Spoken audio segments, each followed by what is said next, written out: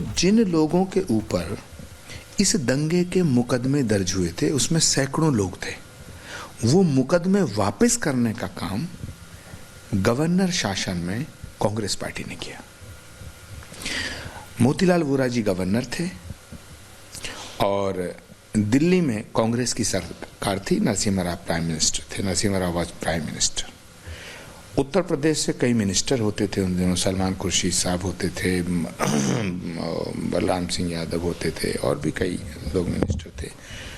उनके दबाव में आकर के उत्तर प्रदेश के गवर्नर ने गवर्नर रूल में जिस फाइल को ओपन करने की बात योगी आदित्यनाथ कर रहे हैं, उन सब मुकदमों को खत्म करने का काम कांग्रेस की सरकार में हुआ, गवर्नर शासन में हुआ और गवर्नर का बाकायदा नोटिफिकेशन जारी हुआ। तो योगी आदित्यनाथ अगर उन लोगों को आज 45 साल बाद, 46 साल बाद इंसाफ दिलाने की बात कर रहे हैं तो ये बहुत बड़ा कदम है। चलिए सैयद जवाद जी, आपने मांगा था कि कहां पर रेफरेंस है, मैं आपको रेफरेंस पॉइंट दे देती हूं। आइए थोड़ा सा ध्यान से देखिए। आईने अकबरी में संभल शहर का जिक्र पेज नंबर 281 पर है। और इस पेज पर संभल के हरि मंडल मंदिर का उल्लेख है। ये कहां पर लिखा हुआ कि इसी मस्जिद के नीचे है? एक सेकंड, एक ब्राह्मण के घर में था मंदिर।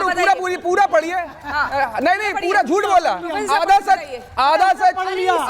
कहां लिखा है कि मस्जिद वहीं पर थी? इसी किताब का रेफरेंस मैंने भी 281 का बताया आपको, उसमें ये लिखा हुआ है एक ब्राह्मण के घर पे वो मंदिर था। मस्जिद के अंदर कोई मंदिर नहीं था, जंगल था।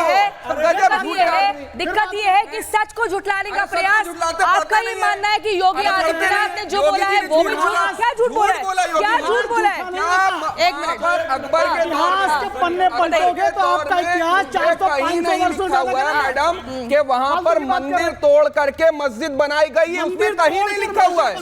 बताइए, निकालिए। मैं अभी कह रहा हूँ, निकालिए। अरे मैं कह रहा हूँ, निकालिए ना, निकालिए। अरे निकालिए झूठो, अरे झूठ लोगो, अरे बेईमानो, आचार्य पार्टी, अरे बड़का झूठा पार्टी दिखाओ।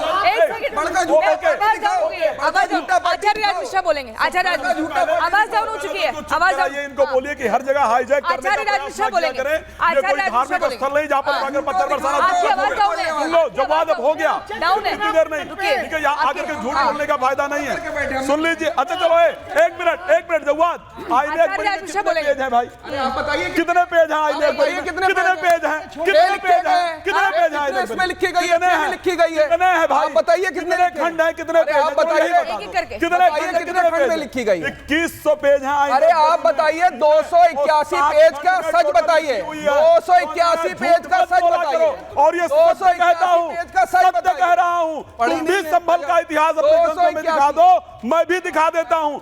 मेरे में हुआ मेरा, तुम्हारे में हुआ तुम्हारा। तुम भी दिखा दो, मैं भी दिखा देता हूँ। मेरे भागवत में वर्णन है, मेरे विष्णु पुराण में वर्णन है, मेरे शिव पुराण में वर्णन है। तुम्हारे में मिल जाए तुम ले लो, मेरे में मिल जाए मैं ले लूं। समझ में आया? मैं दिखा दो रहा हूँ, मैं तो बता रहा हूँ। दिखाइए। हाँ मैं दिखा रहा हूँ। आओ मैं विष्णु पुराण अभी खोल के दिखा दूं। दिखाइए तो।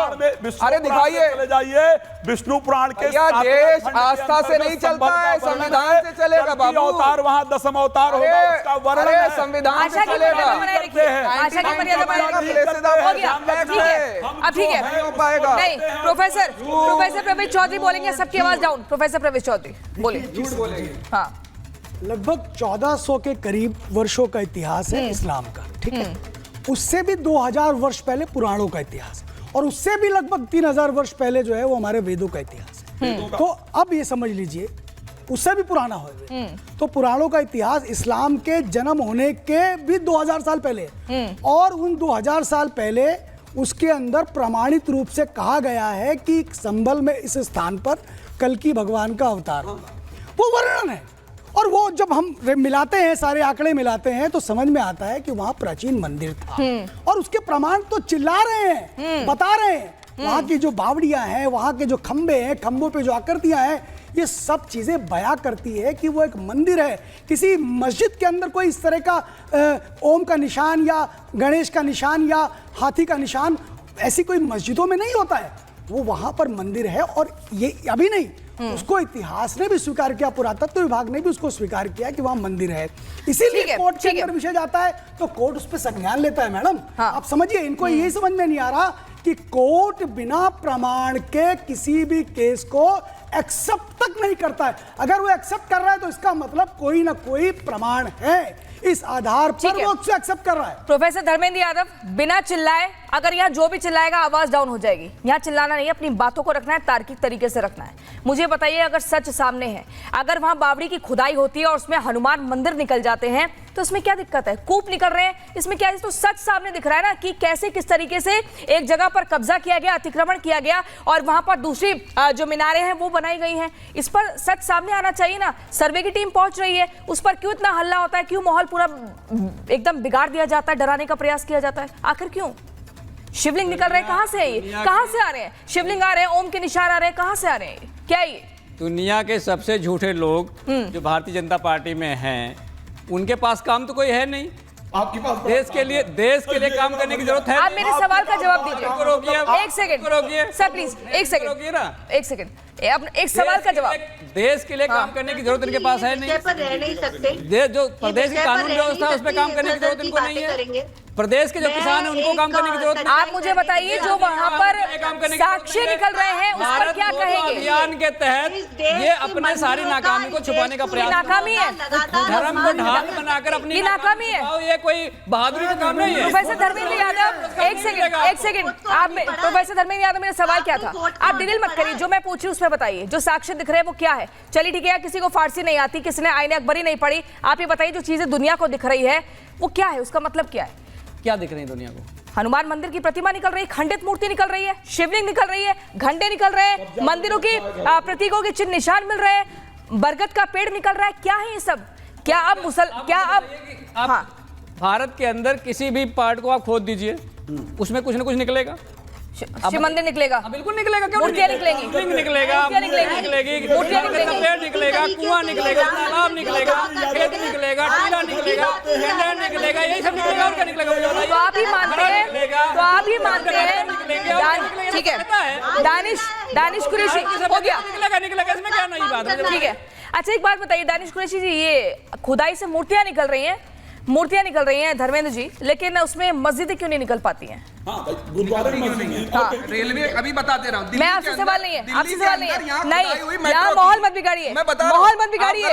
आपको यहाँ पे देखिए, मैं आपको बता दे रहा हूँ, दिल्ली के अंदर खुदाई हुई, पुरानी दिल्ली के अंदर मस्जिद निकली, आवाज डाउन करिए। 2013 के अंदर। अरे क्यों गलत है? निकली मस्जिद निकली, प्लीज मस्जिद निकली। आपने प्लीज मेंटेन डेकोरम। डेकोरम कैसे? आप प्लीज, आपकी टर्न नहीं है, मत बोलिए। लीजिए। यहाँ पर आप डराने का प्रयास कर रहे हैं, मत करिए प्लीज। क्यों नहीं?